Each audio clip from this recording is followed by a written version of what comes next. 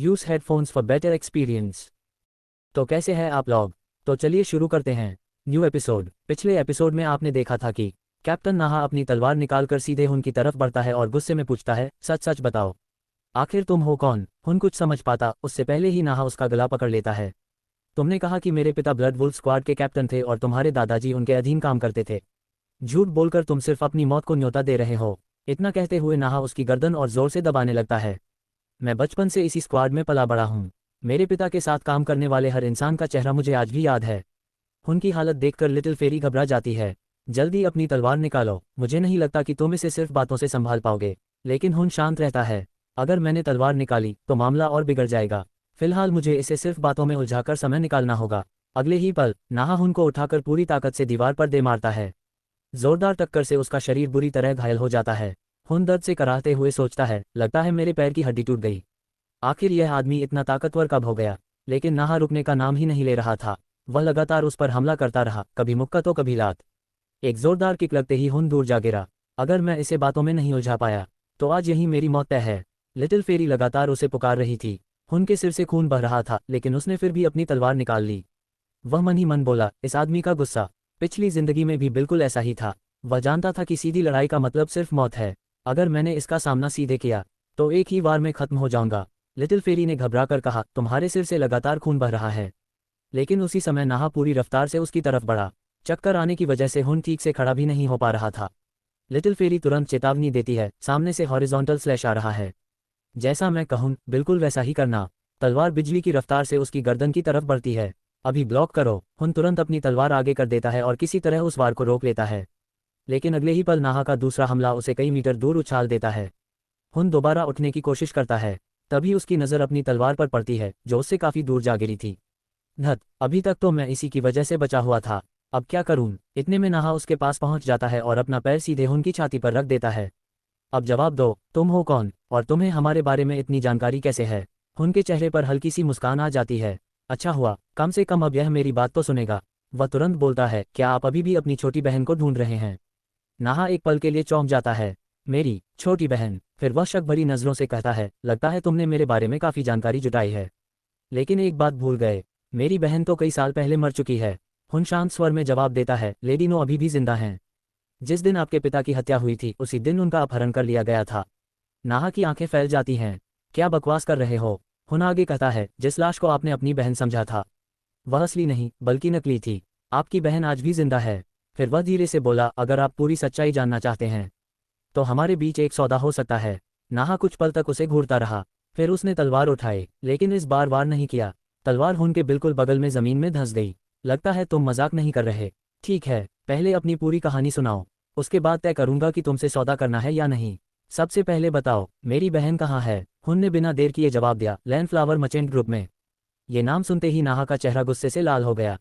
लैंडफ्लावर merchant group? क्या तुम कहना चाहते हो कि इसके पीछे फर्स्ट ब्लेड स्टार का हाथ है? वह खुद से बड़बड़ाने लगा, नहीं, ऐसा नहीं हो सकता। मेरे पिता की मौत के पीछे वही लोग कैसे हो सकते हैं? लेकिन हुन मन ही मन मुस्कुरा रहा था। यही तो मैं चाहता था। अब इसके मन में शक का बीज बो दिया है।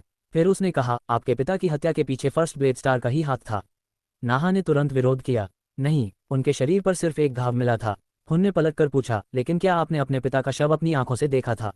नाहा चुप हो गया। हुन आगे बोला, आपके पिता का शव लाने से लेकर उसकी पूरी जांच तक सब कुछ लैंडफ्लावर मर्चेंट ग्रुप ने संभाला था।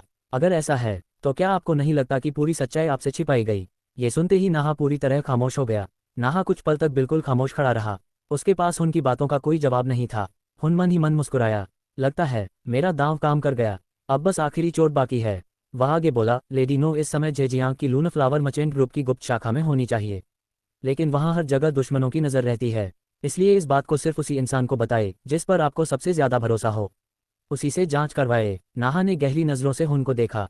आखिर तुम हो कौन? हुन हल्की मुस्कान के साथ बोला, अगर हमारी बात यहीं खत्म हो गई है तो मैं मान लेता हूं कि हमारी डील मंजूर है। मन ही मन वह सोच रहा था, बस एक बार हाँ कह दो। अभी मुझे तुम्हारी ताकत की सबसे ज्यादा जरूरत है।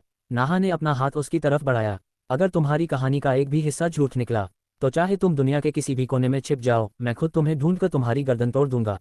हुन बिना झिझक उसका हाथ थाम लेता है। उसकी चिंता मत कीजिए, आखिर मैं ब्लड वर्म निगल चुका हूँ। अगर मैंने झूठ बोला तो सबसे पहले मेरी ही जान जाएगी। फिर वह मुस्कुरा कर बोला, मैं बस यही दुआ करूंगा कि आपको आपकी बहन जल्द से जल्द मिल जाए। नाहा गंभीर स्वर में बोला, मैं अभी भी पूरी तरह तुम पर भरोसा नहीं करता।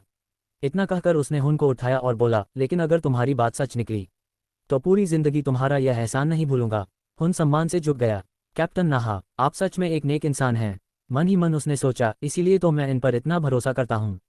अगले ही पल नाहा ने अपनी जेब से एक टोकन निकालकर हुन के हाथ में रख दिया। हुन ने नीचे देखा, ये तो मिडिल रैंक बैज। नाहा बोला, तुम इसके हकदार हो। तुमने मेरा हमला रोका था और हमारी डील का भी असर है। फिर उसने अचानक पूछा, क्या तुम्हारे दादाजी ने मेरे परिवार के बारे में और भी कुछ बताया था? हुन हल्की मुस्कान के साथ बोला, मैं बता तो दूं, लेकिन क्या आप यकीन करेंगे? नाहा ने तलवार म्यान में रखते हुए गहरी सांस ली। मुझे नहीं पता तुम बहुत चालाक हो या पूरी तरह पागल, लेकिन एक बात समझ नहीं आई। तुमने अब तक अपने दादाजी का नाम तक नहीं बताया, और जैसे ही मैंने तुम्हें थोड़ा दबाया तुम खुद ही सारी जानकारी देने लगे। हुन मुस्कुराकर बोला, अब इससे क्या फर्क पड़ता है, मेरा काम तो हो गया। नाहा भी हल्का सा मुस्कुराया। मुझे नहीं पता तुम्हारे दिमाग में क्या चल रहा है, लेकिन इस बार मैं तुम पर भरोसा कर रहा हूँ। उधर बाहर लिटिल फेरी बेसब्री से उसका इंतजार कर रही थी।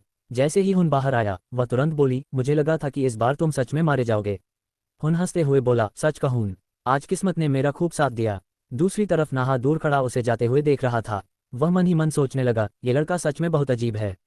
इतनी खतरनाक हालत में भी इसके चेहरे पर घबराहट नहीं थी। ऐसा लगता है जैसे यह अपनी उम्र से कई साल ज्यादा जी चुका हो। पहला हमला तो शायद इसने किस्मत से बचा लिया, लेकिन दूसरा हमला इसने पूरी तरह ब्लॉक कर दिया। और सबसे हैरानी की बात, उस समय इसकी आंखें भी बंद थीं। क्या इसने मेरी क्यूई महसूस कर ली थी? नहीं, ये तो नामुमकिन है। फिर भी ऐसा लग रहा था जैसे कोई अदृश्य शक्ति इसकी मदद कर रही हो। कुछ देर तक वह बस हुन को देखता रहा। अजीब बात है, मैं चाहकर भी इससे नफरत नहीं कर पा रहा, बल्कि ऐसा महसूस हो रहा है जैसे मैं इसे पहले से जानता हूँ। लेकिन ऐसा कैसे हो सकता है? उधर बाहर सभी परीक्षार्थियों को फिर से एक लाइन में खड़ा कर दिया गया। कैप्टन ने ऊंची आवाज में कहा, अब सभी लोग अपनी अपनी रैंक के अनुसार अलग हो जाएं। मिडिल रैंक वाले मेरे साथ आएं। ये सुनते ही जबिक की नज़र हुन के हाथ में पड़े बैज पर गई। उसकी आंखें हैरानी से फैल गईं। नहीं, यह नहीं हो सकता। ये लड़का मिडिल रैंक कैसे हो सकता है? हुन मुस्कुराते हुए अपना मिडिल रैंक बैज उसकी तरफ दिखा देता है। उधर लिटिल फेरी यह नज़ारा देखकर जोर जोर से हंसने लगती है। जबिक गुस्से से चिल्लाता है, आखिर ऐसा कैसे हो गया? तुम भी मेरी तरह मिडिल रैंक वॉरियर कैसे बन गए? लेकिन हुन सिर्फ मुस्कुराता रहा।